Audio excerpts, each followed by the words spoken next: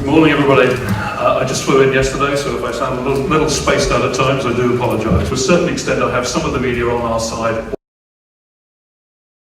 already, but we still have to be creative. We still have to be intelligent about what we put out there and when we put out there. Why did we get the likes of David Beckham coming in to support us very early on? Why did we get certain newspapers, News of the World, of course no longer exists? That's another story, I'll tell you about that separately. The younger the child, the bigger the story is. Photogenic child on holiday, the mystery of how come she could be taken from her bedroom on that night of May the 3rd. That mystery remains unsolved to this day. We, people who have been close to it, genuinely do not know what's happened. There is no evidence to suggest she has come to physical harm. There is no evidence to suggest she has there is no evidence to suggest she has there is no evidence to suggest she has come to physical harm.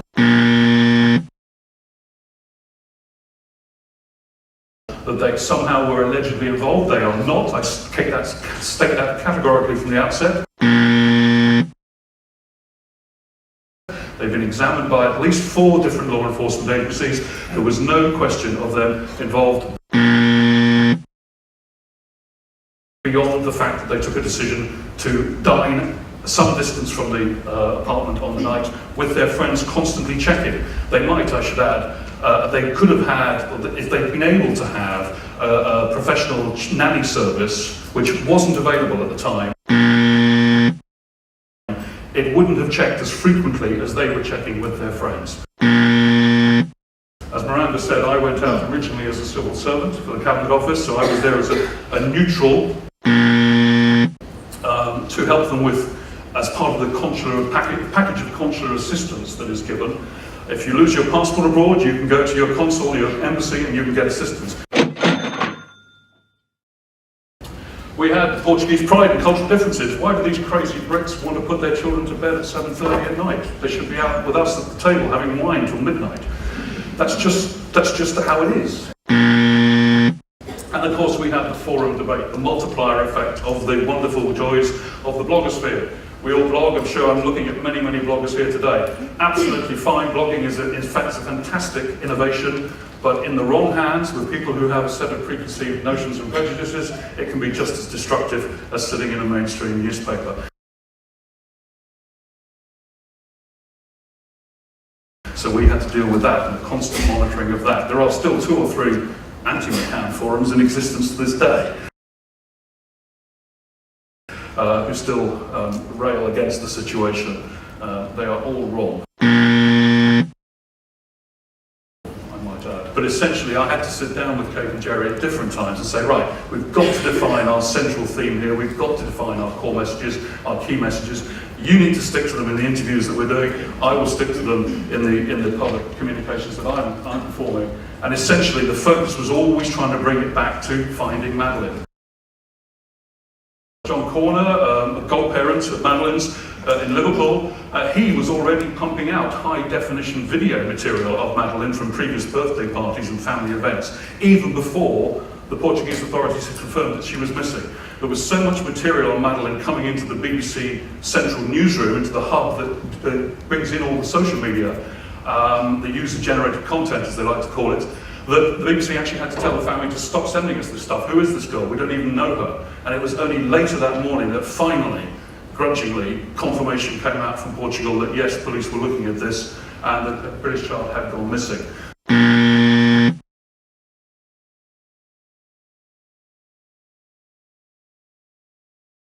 We had to maintain momentum throughout all this. As I say, we had to keep bringing it back to the search. It was always about this witness appeal, this sighting, this piece of information, not...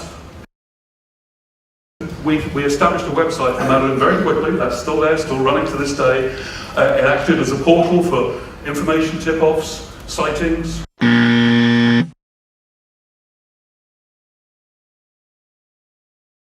And journalists who were coming to it cold would have just done a quick Google search, read whatever it was in either indigenous media or international, and that was the truth in their eyes. It just isn't the case. So we had to keep constantly putting things in context and explaining it.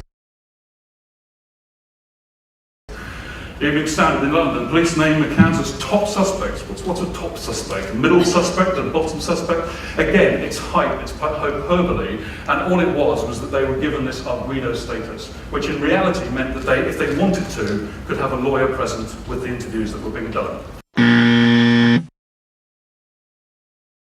Kate, at one point, was advised, having done 4 interviews where all the questions were answered, she was advised finally on the 5th time with this status not to answer anymore because you've answered it several times already and you don't need to incriminate yourself, because it was clear that certain officers were beginning to go down that route without any evidence.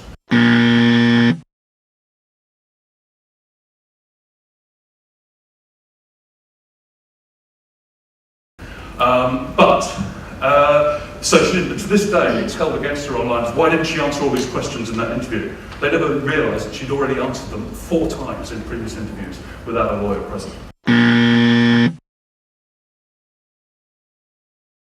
We had to occasionally threaten legal sanction with some of the denials because some of the allegations were so lurid and so wild that if we didn't, it would have entered the narrative to the extent that we wouldn't have been able to claw it back. My role requires tact, diplomacy, and absolute common sense, and being utterly straight with the media. If you're straight with the media, generally they will be straight with you.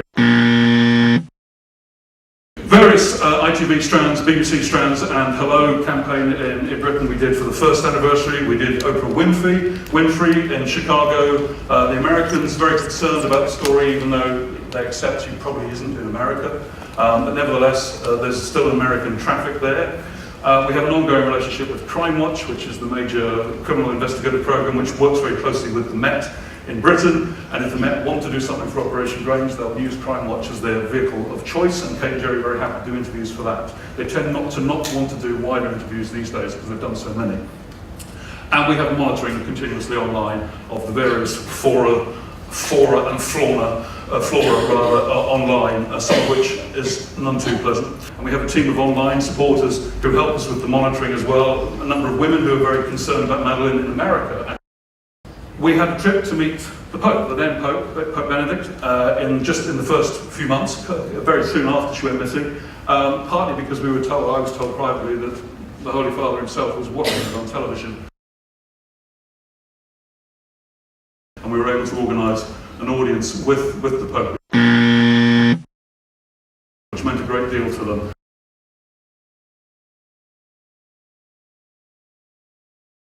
We have legal action continuing against a particular former Portuguese police officer, Mr. Amaral, who wrote a very unpleasant book.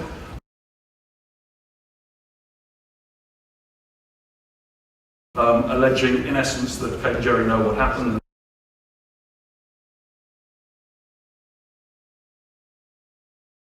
They've covered up the truth since then. It's just not true. It's fundamentally untrue. And therefore, ergo defamatory.